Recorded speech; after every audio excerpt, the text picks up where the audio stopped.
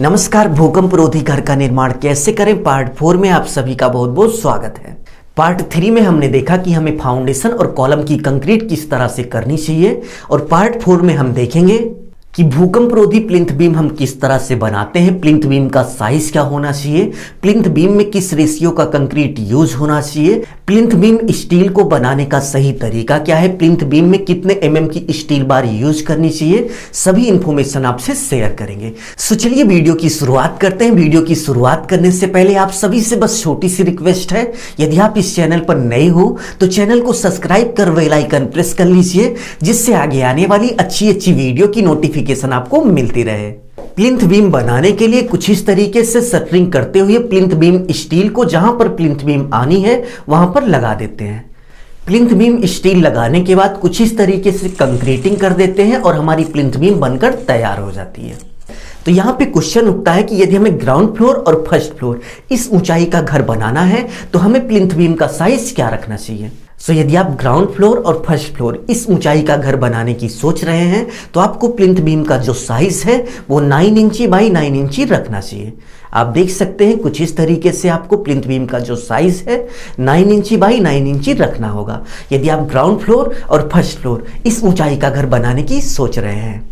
Next point की बात करें तो ग्राउंड फ्लोर और फर्स्ट फ्लोर इस ऊंचाई का घर बनाने के लिए हमें प्लिंथ बीम में कितने एमएम की स्टील बार का यूज करना चाहिए। प्लिंथ बीम में हमें कुछ इस तरीके से 1 2 3 4 यानी कि 4 स्टील बार प्लिंथ बीम में लगानी होती है। तो प्लिंथ बीम में यूज होने वाली इन चारों स्टील बार की थिकनेस यानी कि मोटाई क्या होनी चाहिए। तो आपको स्टील का जो साइज है 12 एमएम रखना है ग्राउंड फ्लोर फर्स्ट फ्लोर इस ऊंचाई का घर बनाने के लिए। यदि आपको वीडियो अच्छी लग रही है और आपने अभी तक वीडियो को लाइक नहीं किया तो प्लीज वीडियो को लाइक कर दीजिए। नेक्स्ट पॉइंट की बात करें तो प्लिंथ बीम बनाते समय कुछ इस तरीके से प्लिंथ बीम में रिंग का उपयोग करते हैं। तो यहाँ पे क्वेश्चन उठता है कि यदि हम ग्राउंड फ्लोर फर्स्ट फ्लोर इस ऊंचाई का घर बना रहे हैं तो हमें रिंग का साइज क्या रखना चाहिए। आप देख सकते हैं कि प्लिंथ बीम में हम कुछ इस तरीके से रिंग का उपयोग करते हैं।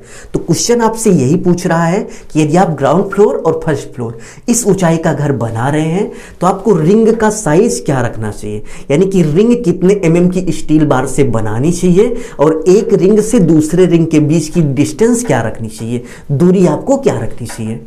प्लिंथ बीम में लगने वाली इस रिंग को आप मिनिमम 8 एमएम स्टील बार से बनाएंगे, यानी कि जिस स्टील बार से आप इस रिंग को बनाएंगे उसका जो डाया हो वो 8 एमएम का होना चाहिए। और यदि आप सिविल इंजीनियरिंग को फॉलो करते हैं तो स्टील का रिंग बनाते समय कुछ इस तरीके से बिल्कुल प्लेन स्टील बार का उपयोग मत कीजिए।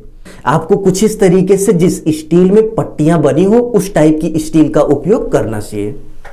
यदि आप सिविल इंजीनियरिंग को फॉलो करके नई टेक्नोलॉजी के हिसाब से अपना घर बनाना चाहते हो, प्लिंथ बीम बनाना चाहते हो, सिविल इंजीनियरिंग यही कहती है कि ये जो प्लेन स्टील बार होती है इसकी जो पकड़ है वो कंक्रीट के साथ अच्छी नहीं होती, इसलिए इस स्टील का उपयोग नहीं करना चाहिए।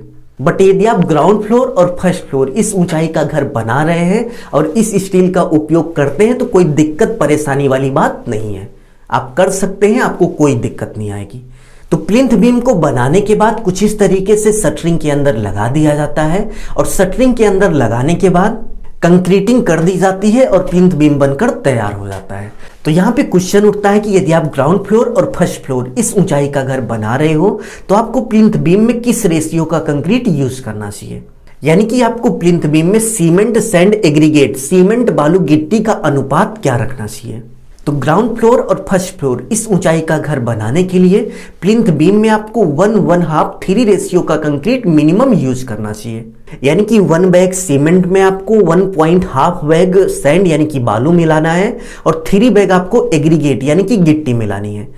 और यदि आप थोड़ा और अच्छा कंक्रीट रेशियो यूज करना चाहते हैं तो 1:2 रेशियो का यूज कर सकते हैं। कंक्रीटिंग करते समय एक चीज आपको विशेष ध्यान रखना है, प्लिंथ बीम में कंक्रीट फिलअप करते समय यानी कि कंक्रीट भरते समय आप कुछ इस तरीके से वाइब्रेटर का उपयोग करेंगे। बहुत सारे लोग वाइब्रेटर का उपयोग ना करके प्लिंथ बीम में कुछ इस तरीके से लठ या फिर डंडे से या फिर सरिये से कुछ इस तरीके से कंक्रीट को कंपैक्ट कर देते हैं। तो तो ये तरीका बिल्कुल गलत है। यदि पॉसिबल हो तो आप वाइब्रेटर का उपयोग करिए, और यदि आप वाइब्रेटर का बंदोबस्त नहीं कर सकते या फिर वाइब्रेटर उपयोग नहीं करना चाहते तो कुछ इसी तरीके से लठ या फिर डंडे से या फिर सरिये से कंपैक्ट जरूर से जरूर करें। कोई दिक्कत परेशानी वाली बात नहीं है। भूकंप रोधी घर का निर्माण कैसे करें पार्ट 4 में बस इतना ही। पार्ट 5 में हम देखेंगे कि हमें भूकंप रोधी वाल यानी कि दीवार किस तरह से बनानी चाहिए, दीवार बनाने का सही तरीका क्या है, और इसके साथ साथ कहां पर हमें 9 इंची की वाल बनानी चाहिए, कहां पर 4 इंची की वाल बनानी चाहिए, और वाल को जोड़ते समय यानी कि दीवार को जोड़ते समय हमें मोर्टार यानी कि मसाले का रेशियो क्या रखना चाहिए, यानी कि सीमेंट बालू का अनुपात क्या रखना चाहिए। भूकंप रोधी भवन का निर्माण कैसे करें, इसका सभी पार्ट आप जरूर से जरूर देखिएगा। आपको बहुत कुछ देखने और बहुत कुछ सीखने को मिल जाएगा। यदि आपको कोई डाउट है तो कमेंट बॉक्स में कमेंट करिए, और इसके साथ साथ आप हमें इंस्टाग्राम या फिर टेलीग्राम पर मैसेज कर सकते हैं। लिंक डिस्क्रिप्शन में दिया गया है।